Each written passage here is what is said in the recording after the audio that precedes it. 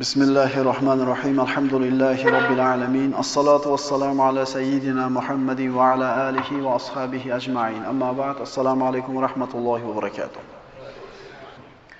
Bugungi mavzuyimiz vaqt haqida. Vaqt nima? Vaqt bu hayot. Vaqt nima? Bu umr. Vaqt nima? Bu omonat. Vaqt nima? Siz bilan bizdan so'ramasdan kelib ketadigan narsa. Vaqt nima? Kun bilan tunni almashishlik. Vaqt nima?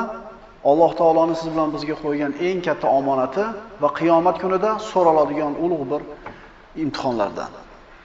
Alloh subhanahu va taolo vaqt haqida, kun bilan tunni almashish haqida nima degan? Alloh taolo Qur'onda juda ko'p narsalarga qasam ichgan. Mana shu qasam ichgan narsalari buyukligiga Alloh taolo shuning ustiga qasam ichdimi? Demak, shu narsaning buyukligiga dalil bo'ladi. Alloh taolo shunday marhamat qiladi. Astagfirullah. Val-layli iza yaghsha wan-nahari iza tajalla. Borliqni o'z zulmati bilan o'rab kelayotgan kechaga qasam. Yorishib ko'ringan kunduzga qasam. Ya'ni kunga va tunga, vaqtga Alloh taolo qasam ichadi. Wa huwa allazi ja'ala al-layla wan-nahara khilfatan liman arada an yadhakkara aw arada shakura. U eslatma, ibrat olmoqchi bo'lgan yoki shukr qilmoqchi bo'lgan kishilar uchun kecha va kunduzni bir-birini o'rnini bosuvchi qilib qo'ygan zotdir. Val asr innal insana lafi khusr illa allazina amanu va amilus solihati va tawasaw bil haqqi va tawasaw bis sabr. Alloh taolo shunday deydi: asr vaqtiga qasamki, barcha inson ziyon baxtsizlikdadir. Faqat iymon keltirgan, yaxshi amal qilgan va bir-birlarini haqqa vasiyat qilgan kishilargina hamda sabr qilganlargina bu ziyondan omondir. Vaqt Alloh taoloning shunday bir ulug' ne'matlaridanki, buni ne'matligini esdan chiqarib qo'yamiz. Bugun inshaalloh mana shu vaqtning qadri haqida, vaqtning omonatligi haqida suhbat qilamiz. Aqlli odam, xushyor odam zamonini, vaqtini, umrini qadrini biladi. Nimaga kelganligini biladi, qayoqqa ketayotganligini biladi. Payg'ambarimiz sollallohu alayhi vasallam quyidagi sahih hadisda shunday marhamat qiladilar: La tazulu qadama abdin yawmal qiyamati hatta yus'alu an arba'a. Qiyomat kuni inson bolasi hisob-kitobga turar ekan, 4 ta narsa haqida so'raladi. Umri haqida, nimaga sarf qildi? Jismi haqida, nima bilan baloladi? Yoshligini nimaga sarf qildi? Hamda pulni qayerdan topdi, qayerga sarf qildi? Birinchi so'raladigan narsa umri. Umr omonat. Umr omonat. Alloh taoloning mulki siz bilan bizga ixtiyorimizdan tashqari berildi, ixtiyorimizdan tashqari qaytarib olinadi. Qiyomat kunida birinchi so'raladigan narsa bu umr bo'ldi. Ibn Mas'ud roziyallohu anhu aytadiki, men eng qattiq pushaymon qiladigan narsa shunday bir kunki, u kun tongi otib, kuni botdi, shu kunimda amalim ziyoda bo'lmadi. Eng qattiq afsus chekadigan kunim amallarim ziyoda bo'lmasdan o'tib ketgan kunim. Agar siz bilan biz ham o'zimizni kunimizni bir muhosaba qilib kechki paytda bir o'zimizga qaraydigan bo'lsak, ana Abu Bakr Siddiq roziyallohu anhu namozini o'qib yotar ekan, o'zini hisob-kitob qilar ekan. Falon ishni qildim, falon ishni qildim, falon ishni qilmadim, o'zini muhosaba qilar ekan. Agar siz bilan biz muhosaba qilsak, haftadagi 7 kunimizni necha kuni bir foydali o'tdi-yu, necha kuniga befoyda o'tdi. O'ylab ko'rishimiz kerak mana shunday narsani. Qiyomat kunida Alloh subhanahu va taolo kofirlardan dunyoda qancha turdinglar deb so'raydi. Mana o'zimizdan so'raylik. Alhamdulillah mo'minmiz, alhamdulillah dunyodamiz, hali ibodat imkoniyati bor. Mana shu yerda o'tirganimizni kattamiz 80 ga 90 ga kirdi deb, yoshimiz bir 10 ga kirdi deb turib qarasak, 80 ga kirgan odamdan qancha umr ko'rdingiz oqsoqol desangiz, bir kun, 2 kunga o'xshaydi deydi. Va haq bu. Bu 50 ga kirgan ham shuna deydi, 30 ga kirgan ham shunaqa deydi. Alloh taolo qiyomat kunida kofirlardan dunyoda qancha turdinglar deydi. Qancha turdik? Aytinglarchi? Hech qancha yashamaganga o'xshab turaveradi. Vaholanki kimdir 50 yil, kimdir 70 yil yashab qo'ydi. Kofirlar bir kun yoki 2 kun deydi. Alloh taolo shunday marhamat qiladi bu haqida. Astagfirullah. Qala illa bistum illa qalila law annakum kuntum ta'lamun. Afahasibtum annama khalaqnakum abathan wa annakum ilayna la turja'un. Fata'ala Allohul malikul haq la ilaha illa huwa robbul arshil karim. Ular aytdilar, bir kun yo yarim kun. Sanab turguvchi farishtalardan so'ragan. Alloh dedi, agar sizlar biladigan bo'lsangizlar, dunyoda juda oz turdinglar. Ya'ni sizlar abadiy deb o'ylagan, tugamaydi deb o'ylagan hayotinglar o'zi aslida juda qisqa edi. Haqiqatan umr shunandaqa. Odamlarda jahannamga ko'prog'i ertaga qilaman, indinga qilaman, keyingi oyda qilaman, yilda oxirida qilaman, 40 ga kirganda qilaman deb turib, ertaga deb jahannamga tushib ketadi. Ramazon boshlanganda xatmani boshlayman, kuniga bir paradan xatm qilaman, mana shu 30 kunda xatm qilaman deydi. Birinchi kun bir para o'qiydi. Ikkinchi kun 2 para o'qiydi, uchinchi kun nima bo'ladi? Iftor chiqib qoladi. Ertaga qo'shib qo'yaman deydi. Qarabski 30 kun chiqib ketadi, aytadi. Ramazondan keyin bir o'qib qo'yaman deydi, shu bilan nima bo'ladi? Hayot nima? Hayot hozirgi vaqt. Kechagi kun ketdi yo'q. Ertangi kun hali kelgani yo'q, u ham yo'q. Hayot mana shu kunimiz. Mana shu kunda qilgan ishimiz bizniki. Mana shunda qilgan savobimiz, gunohimiz olib ketamiz. Ertangi kun Alloh biladi, bormi yo'qmi hali. Yoki sizlarning gumoningizcha dedi Alloh, biz sizlarni behuda, ya'ni dunyoda sizlarga biron vazifa bermaydigan, oxiratda hisob-kitob qilmaydigan holda yaratdik-ku, sizlar bizning huzurimizga qaytarilmaysizlarmi? Shunada bo'ladinglarmi sizlar? Nimaga kelganlar bilmadinglarmi? Suhbatni boshida aytdik, eng qadrli narsa ham vaqt, eng qadrsiz narsa ham vaqt. Ha, desa yurdi bir aylanib kelamiz deydi. Maqsad yo'q, bir yurib keladi. Gaplashib o'tiramiz ke deydi. Hasan Basriy shunday deydi. Har kunni tongi otar ekan, shu kun o'zining holi bilan inson bolasiga aytadi, ey odam bolasi, men yangi maxluqman. Seni amalingga guvohman. Meni g'animat bilgin, chunki men qiyomat kunigacha qaytib kelmayman. Hayotimizni har bir kun o'tar ekan, bizni hayotimizni bir kuni bizni qiyomatga yaqinlashtiryapti, dunyodan uzoqlashtiryapti. Inson mana shunday bir qadrli bo'lgan vaqtidan foydalana olmasligiga nima sabablar bor? Boshqacha qilib aytsak, qaysi sabablar inson o'zini vaqtidan foydalanishlikdan to'sib turadi? Birinchisi havoi nafsga ergashishlik. Sanab turamiz. Birinchisi havoi nafsga ergashishlik. Boya aytgandek Qur'on tilovat qilishga kelganda havosicha damab ol deydi, ertaga deydi. Xo'p, ertaga deydi. Indinga deydi. Talaba ilmdan nima to'sadi ilmdan? O'zi hozir kelding-ku deydi, o'qishdan deydi. Ozgina maqvol, damab ol deydi. Kechki payt bo'lganda charchading, kallang qilanib qoldi. Ertaman namozdan keyin qilasan deydi. Qilma demaydi-da, monis chataq. Agar qilma deganda havosi, yo'q men qilaman dedi, u qilasan deydi. Ishontiradi. Alloh taolo Qur'onda qayerda havoi nafsni zikr qilgan bo'lsa, uni yomonligini aytgan. Havoi nafs insonga dushman bo'ladi. Astagfiru billah, afaro'ayta man ittakhadha ilahahu hawahu va adallahu Allohu ala ilm.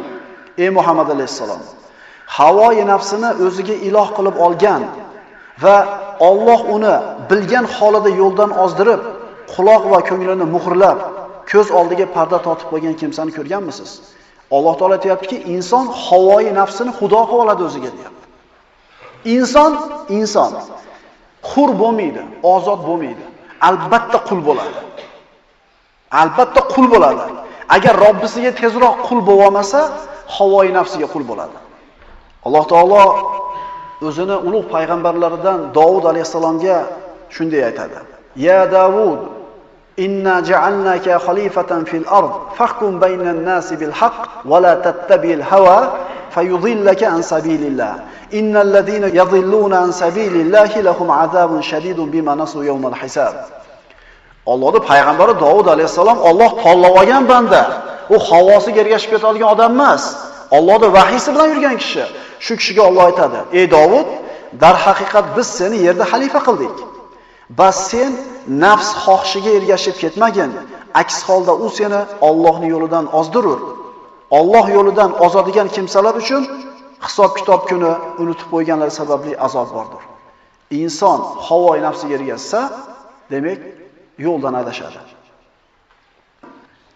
Vaqtimizdan unumli foydalanishimizdan to'sib qo'yadigan to'siqlarni gapiryapmiz. Birinchi to'siq nima bo'ldi? Havoy nafs. Wala tuti' man aghfalna qalbahu an zikrina wattaba hawahu wa kana amruhu furuta.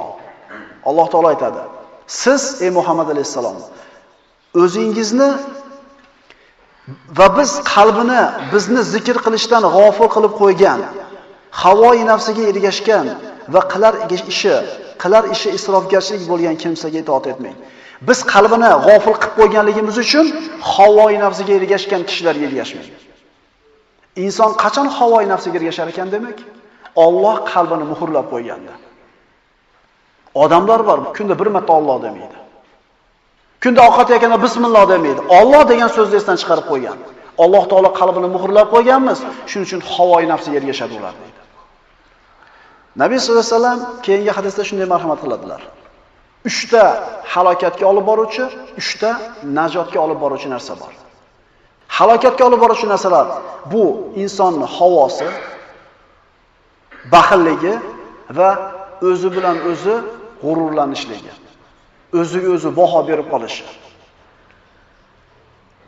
Najotga olib chiqadigan narsa ham 3 ta. Sirru e'londa, maxfiy oshkor ishlarda Allohdan qo'rqish, faqirlik va boylikda, iqtisodda bo'lish hamda g'azab va xursandchilikda adolatli bo'lishlik. Endi xohlaymizmi, xohlamaymizmi mana shu narsa.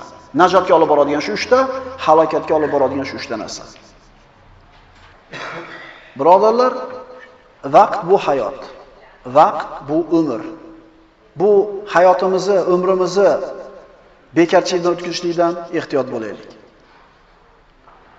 Insonni vaqtidan foydalanishlikdan to'sadigan birinchi sabab nima bo'ldi?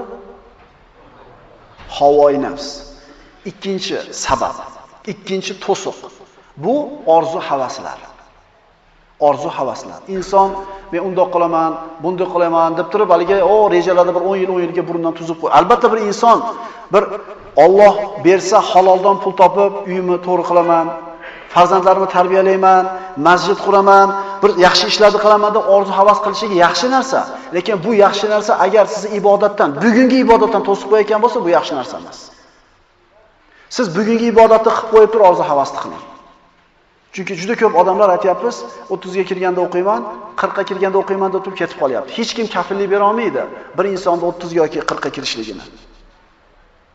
Inson orzu-havaslarni rosa tuzar ekan, rejalarni to'satdan o'lim kelib qoladi-da, o'zini o'liklar orasida ko'rib qolgandan keyin dunyoga qaytishlikni xohlab qoladi. Har bitta kofir o'lar ekan, jon taslim qilgandan keyin qola robbirji'un la'alli a'malu solihan fima tarakt. Parvardigor, meni qaytaringlar orqaga. Tirikligimda qilmagan ishlardan birortasini qilib qolarman deb Allohga xitob qiladi. Hozir qani yoshligim qaytib qolsa, bir o'qir edim. Ha? Qani bir qaytib 10 yilga qaytib qolganimda zehnim ham boshqacha bo'lar edi. Vaqtim ham bemalol bo'lar edi. Hamma aytadi bu narsani. Shunisi zo'rda vaqt orqaga qaytmasligi. Agar orqaga qaytadigan bo'lsa, hamma biladi nima qilishdi endi. Lekin musibat nimada? Musibat shu vaqtda qaytmasligi esimizdan chiqib qoladi.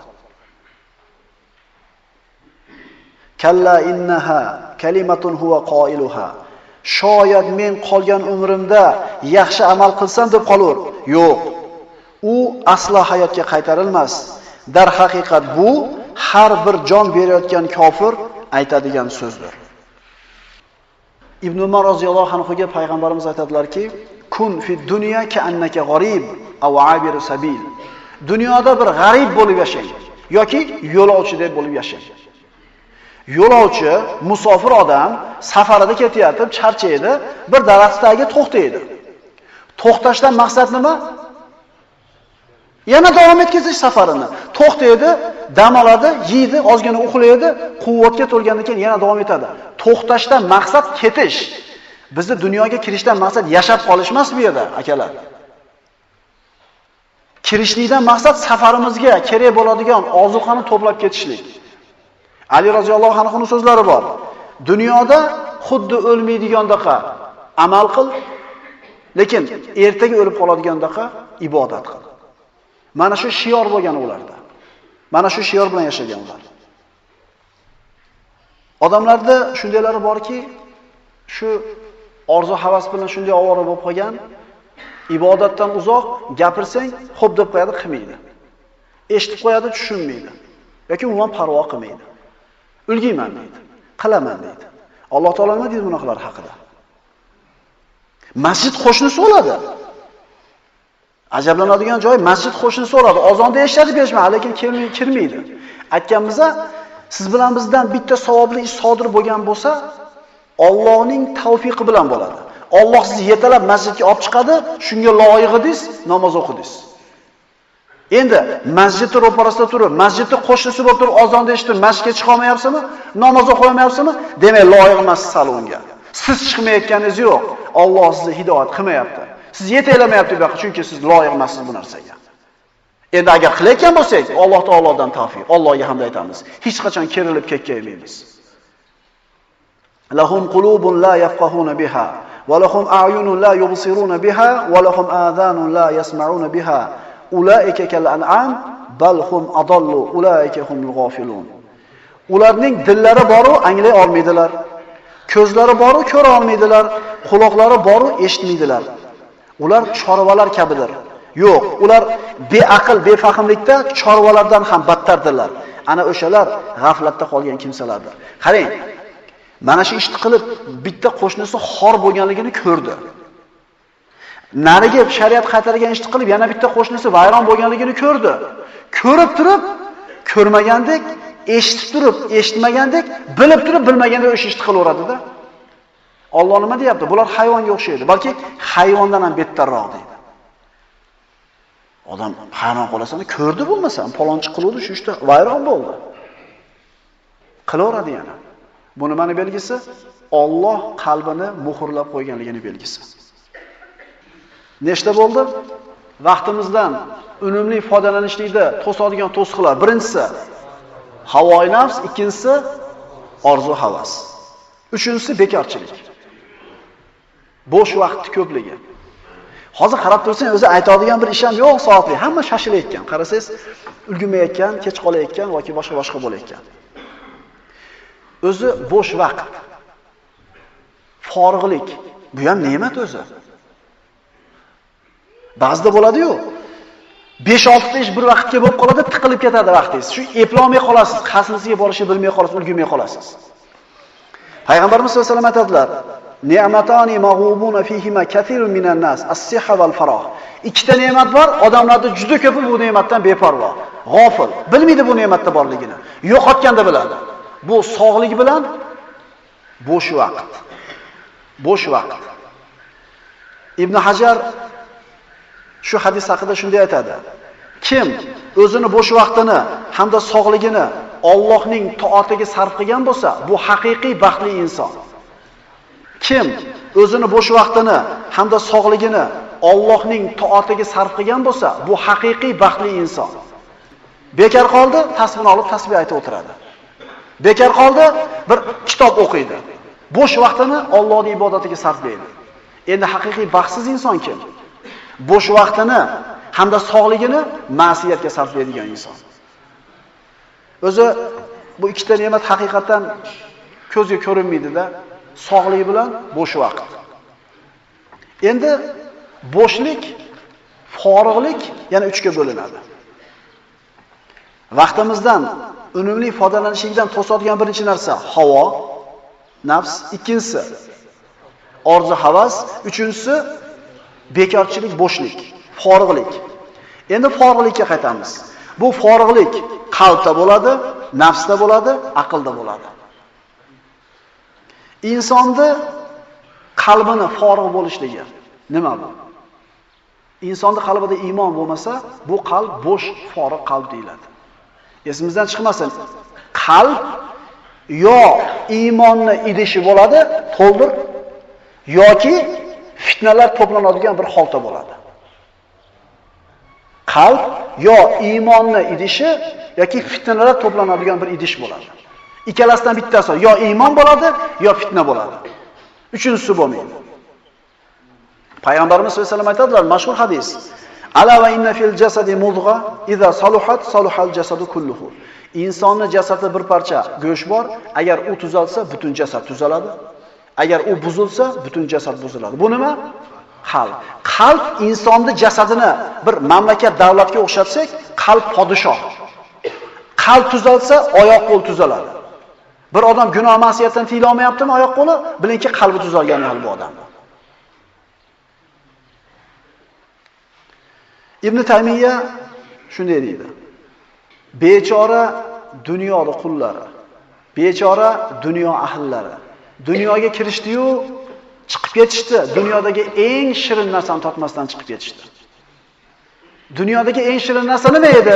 Shayx deb so'rasa, ular javob beryaptiki, u kishi javob beryaptiki, bu Alloh taoloning zikri va yolg'iz qolib Allohga iltijo qilib munojat qilishlik.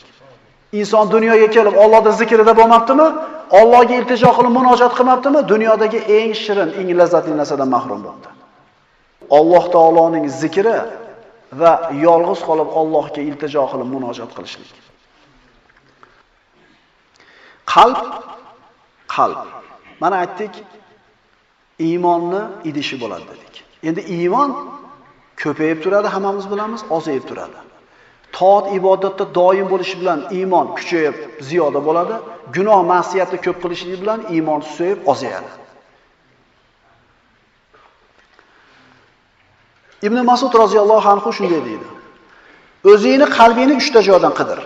Qur'on tilovatidan, ilm, zikr majlisidan hamda Alloh va o'zing o'rtasidagi munojat vaqtida ista. Boshqacharoq qilib aytsak, seni qalbing yo Allohning zikrida, ilmda, yoki Qur'on tilovatida, yoki Allohga duo iltijo qiladigan munojatda emas ekanmi, seni qalbing o'lik deydi. Tushunarli bo'ldimi? Insonning qalbini tirikligi mana shu 3 ta narsa bilan bo'ladi. Qur'on tilovati, zikr, ilm majlisi hamda Allohga duo qilib iltijo munojat qilishlik. Mana shu narsasi bo'lmagan odamni qalbi o'lik deb aytilyapti. Endi odamlar mana shu narsani qilmasdan tirik yuribdimi? Bularda oyoq qo'li ishlab, tiriklarda ichida yurib, yeb, ichib gapirgani bilan bular o'lik deyiladi. Payg'ambarimiz sollallohu alayhi vasallam aytganlar, Robbisini zikr qiladigan kishi bilan Robbisini zikr qilmaydigan kishining misoli tirik bilan o'likka o'xshaydi. Qalb kasal bo'ladi, lekin egasi bilmaydi buni. Qalb o'ladi, lekin egasi bilmaydi buni. Albatta bu jismoniy kasalliklar qalbga yo'liqsa, u biladi, yuragi sanchib qoladi, yuragi nima deymiz, o'ynab beradi. Xullas, bunaqa sezadi, jismoniy kasal. Yugurib boradi, tabibga borib, shifo so'raydi, dorini beradi, yaxshi bo'ladi. Lekin qalbda bu kasallarini-chi sezadimi, sezmaydi. Qalbimizni tuzatish uchun nima qilishimiz kerak? Sufyon Savriydan bir odam kelib, meni qalbim kasal bo'lib qoldi, menga bir dori tayin qilib bersangiz deganida quyidagi so'zni aytdi. Diqqat qilinglar, 2 marta qaytarib o'qib beraman. Sufyon Savriy bu qalbim kasal deb kelgan odamga shunday dedi: Ixlos tomirini oling, ustiga sabr barglaridan tashlang. Unga tavozi sharbatini qo'ying. Bularda hammasini taqvo idishiga joylab, qilingan gunohlardan bo'lgan mahzunlik o'tini yaqing. Uni rostgo'ylik qo'li bilan olib, istig'for idishiga qo'ying-da, xudojo'yligi bilan iste'mol qiling. Qaytarish kerak ekanmi bir marta? Ixlos tomirini oling. Ustiga sabr barglaridan tashlang. Tavozu sharbatidan quying. Bularda hammasini taqvo idishiga joylab, qilingan gunohlardan bo'lgan mahzunlik o'tini yaqing. So'ngra uni rostgo'ylik qo'li bilan olib, istig'for idishiga qo'yib, xudojo'yligi bilan iste'mol qiling. Aptekada bormi bular? Attolarda bormi bu dorilar? Qayerda bor bu dorilar? Bu haligi shu aytilgan narsalar bormi? Qayerda bor bu narsalar? Qayerda bor? Ilm majlisida bor. Masjidda bor, madrasada bor, Allohning zikri bo'ladigan majlisda bor. Bu inson qalbini kasal bo'lganligini bilib kelib gapiryapti. Ha bunaqa kasal emas, qalbi o'lgan qancha odamlar bor yuribdi. Otasini so'yishi ham ta'sir qilmaydi, odamlarni la'nat aytishligi ham hijolat qilmaydi, haromni qo'rqmay yuradi, qalb o'lib bo'lgan. Payg'ambarimiz aytib turibdi, Robbisini eslaydigan, eslamaydigan odam misoli tirik bilan u o'lik, bilmaydi o'likligini faqat.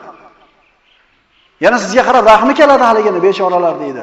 O'zlarini qiynab roza tutyapti deydi. O'zlarini qiynab deydi, namozga boryapti deydi. O'lik bular. Garchi tirik yurgan bo'lsa ham.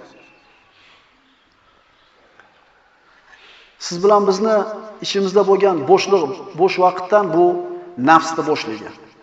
Nafsning forig'ligi. Nafs shunday narsaki, birodarlar, agar biz uni jilolab tezda bo'yin sindirib olmasak, albatta biz ustimizga chiqib bizni bo'yin sindirib oladi. Inna nafsala ammaratun bisu illa ma rahima robbi. Nafs agar Parvardigorimning o'zi rahim qilmasa, albatta barcha yomonliklarga buyurguchidir. Dar haqiqat Parvardigorim mag'firatli va mehribondir. Nafs faqat yomonlikka buyurib turadi. Nafs faqat gunohga buyuradi. Bu nafsning tabiati. Yoshlar qachon ayniydi? Yoshlar bekar qolsa ayniydi. Agar ilm bilan ovora bo'lsa, bir yo'l. Agar ilm o'qimayotgan bo'lsa, mehnat bilan ovora bo'lsin. Bekar qolgandan chiqadi aynishlik. O'g'irlik, giyohvandlik, boshqa bayda shunday gunohlarning hammasi nimadan? Bekarchilikdan kelib chiqadi. Bekarlikdan kelib chiqadi gunohlar. Inson yo ilm bilan, ibodat bilan, yo bir mehnat bilan ovora bo'lib turishligi kerak. Va nafsin va man sawaha fa alhamaha fujuraha va taqwaha qad aflaha man zakkaha va qad khaba man dassaha. Alloh taolo bizni nafsimizni nimaligini bizga o'rgatyapti. Diqqat qilaylik. Jonga va uni raso qilib yaratgan, unga fisq fujurni ham, taqvosini ham ilhom qilib o'rgatib qo'ygan zotga qasamki, dar haqiqat uni nafsini poklagan kishi najot topdi va uni jonini fisq fujuri bilan ko'mib tashlagan kimsa nomurod bo'ldi, baxtsiz bo'ldi. Nafs shunaqa narsaki, savob qilish ham qo'lidan keladi, Alloh ilhom bergan. Gunoh qilish ham qo'lidan keladi, ilhom bergan. Endi nafsni qaysi tomonga burishlik siz bilan biz ixtiyorimizda. Nafsni ulamolar emizikli bolaga o'xshatadi. 2 yil enasini emgan bolani sutdan chiqarganda 2-3 kun yig'laydi. Istima kiradi va hokazo. Bolani joni qiylanyapti deb onasi emizsa, maktabga borguncha emadi. Endi shu 2 kun, 3 kun qiylanganiga sabr qilinsa, hali bola ko'nikib ketadi. Sigaret tasholmayotgan akalar, sizlarni qo'poq qilayotganda haligi zaifligilar xullas. Haligi ruhiylarda zaifligi, yumshoqroq qilib aytsam. O'zingizlarni yangi ishlaydi, xolamayotganligilar, salobiyligilar bunday aytganda.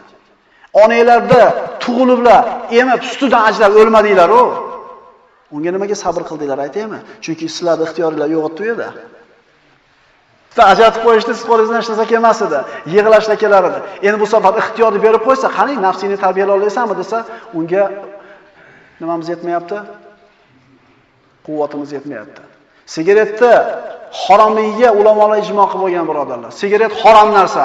Tahorat sindiradimi, sindirmaydi deb so'ramanglar. Sigaret harom narsa. Aroqdan bitta farqi, aroq Qur'onda kelgan, haromdir. Payg'ambar sollallohu alayhi vasallam hadislarda kelgan haromdir. Shu sigaret bu keyingi davrda chiqqanligi uchun yo'q. Agar bo'lganda uni ham harom deyilsa kerak edi. Fa amma man tagha wa athara al-hayata ad-dunya fa innal jahima hiya al-ma'wa. Bas ana o'shanda kim hayotda dunyoda kufr isyon bilan tug'yonga tushgan va hayotda dunyoni oxiratdan ustun qo'ygan bo'lsa, u holda faqat jahannamga uning uchun joy bo'lar. Ya'ni tug'yonga ketsa, hayotda dunyoda oxiratdan ustun qo'ysa. Endi davomida va amma man xofa maqoma robbih va nahan nafsa anil hawa fa innal jannata hiyal ma'wa. Endi kim hayotda dunyodalik paytida qiyomat kuni mahshargohda Parvardigorning huzurida turishi, hisob kitobdan qo'rqgan bo'lsa, o'zini nafsini havodan qaytargan bo'lsa, albatta jannat uning joyi bo'lar. Insonda aqli bo'shligi, aqlining yo'qligi o'zini vaqtidan unumli foydalanishidan to'sadi. Va qalu law kunna nasma'u aw na'qilu ma kunna fi ashabis sa'ir. Ular kofirlar yana aytishdiki, agar bizlar ogohlantiruvchi payg'ambarning so'zlarini tinglab, aql yurgizguvchi bo'lganimizda do'zax egalari qatorida bo'lmas edik. Aqli bo'lmagan ekan. Agar biz aqlimizni ishlatganimizda jahannam ahllaridan bo'lmas edik. Aqlimizni ishlatib turib payg'ambarning gapiga kirganimizda mana shu hasrat nadomatda qolmasdik deyapti. Insonlar shunchalik ahmoq bo'ladimi deysiz? Alloh taolo javobini aytib turibdi bu yerda. Odamlar o'zini vaqtini to'g'ri sarflab, vaqtidan unumli foydalanishligi uchun to'sadigan ishlardan bittasi aqlning kamligi. Endi bolangiz aqli kamlik qilib, o'sha o'ziga foydali bo'lgan ishni qilmayaptimi? Indamayotgan otani aqli kalta. Urmaydimi, so'kmaydimi, yalinmaydimi, hadiya olib bermaydimi, xullas bolasiga foydali narsaga sarf qildirmaydimi vaqtini? Bugun sizlar bilan vaqtdan unumli foydalanishlik degan mavzuda dars qilgan bo'ldik. Agar shu yerda o'tirgan odamlardan shu o'tgan umringdan nimadan pushaymondasan desa, yemaganimga pushaymondaman, kiyolmaganimga alamdaman demaydi. Chunki aqli kirib qoldi, shax chiqmadi yeganlarda hamchi boshidan. Yemaganlar bir et kamayib qolmadi. O'tib ketgan umrida ibodat qilmaganiga pushaymon yeyapti. O'tib ketgan umrida ilm o'qimaganligiga, Qur'on yodlamaganiga pushaymon yeyapti, lekin dunyo matosiga hech kim pushaymon yeyotgani yo'q. Hali tirik turibmiz. Keyingi haftaga kim boradi ichimizda, kim bormaydi? Bugungi kunimizdan foydalanaylik. Alloh subhanahu va taolo hidoyatni adashtirmasin. O'zi tavfiq bersin. Vaqtidan unumli foydalanadigan kishilardan qilgan bo'lsin. Aqulu qawli hada va astagfirullohi li va lakum. Assalomu alaykum va rahmatullohi va barakatuh.